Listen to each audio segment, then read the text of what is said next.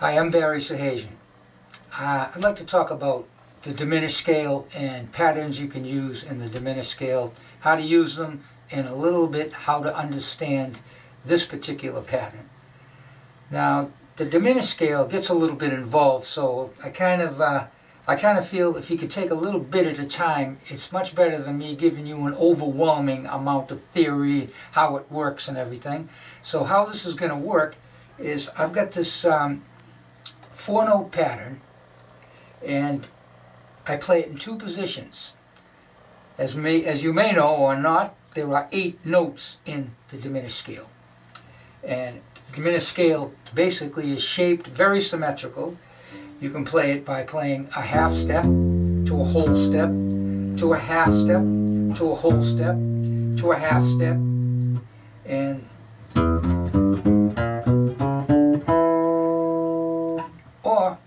you can play it a whole step to a half step, a whole step to a half step, sort of like this. And it's kind of easy to see the pattern because it's very symmetrical. The major scale is actually more complicated looking than the diminished scale, although it's easy to understand working in the major scale.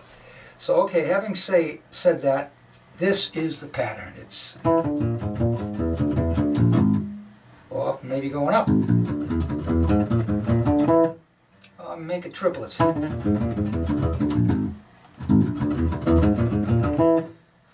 up a minor third.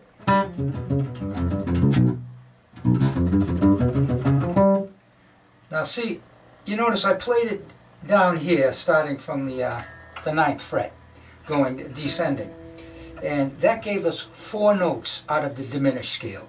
Now when I moved it up a minor third to the G on the 12th fret, this gave you the other 4 notes in the diminished scale. See that? So, and it gives you different options because, the tritones fall in different places and you're able to resolve. But let's take the first shape. I want to show you how you would use this playing on an E7th chord, resolving to an A. So you have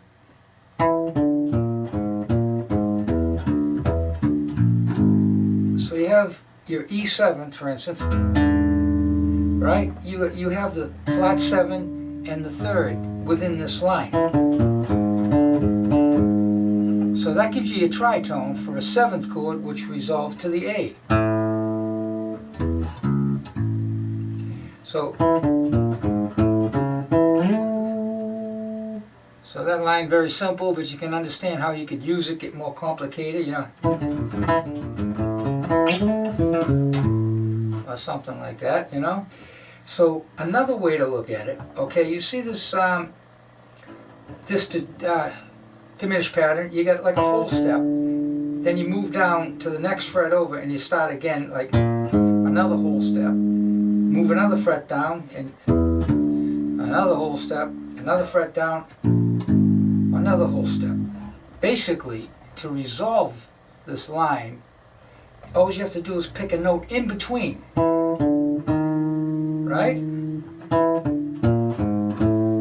The note in between is the root of a chord that you could resolve to. You could get a little more complicated, and that could be resolving to the 3rd of the next chord, and it gets deeper. But I figure if you could just learn that, you would get started on something you could use and understand and expand from that, rather than me overwhelm you with theory and you wouldn't know what's going on. And it's confusing. So the learning process, you learn a step at a time and build on it. So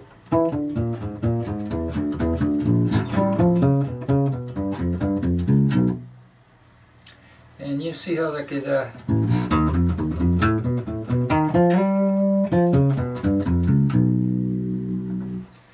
you pick up the speed and mess around with triplets and other permutations, you can really go somewhere with this.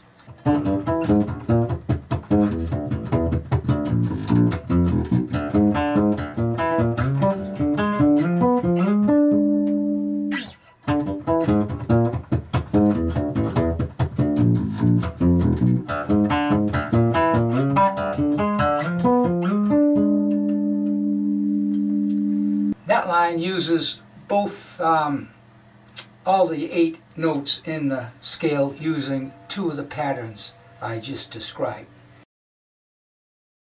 We'll start on the D note, 5th fret of the A string.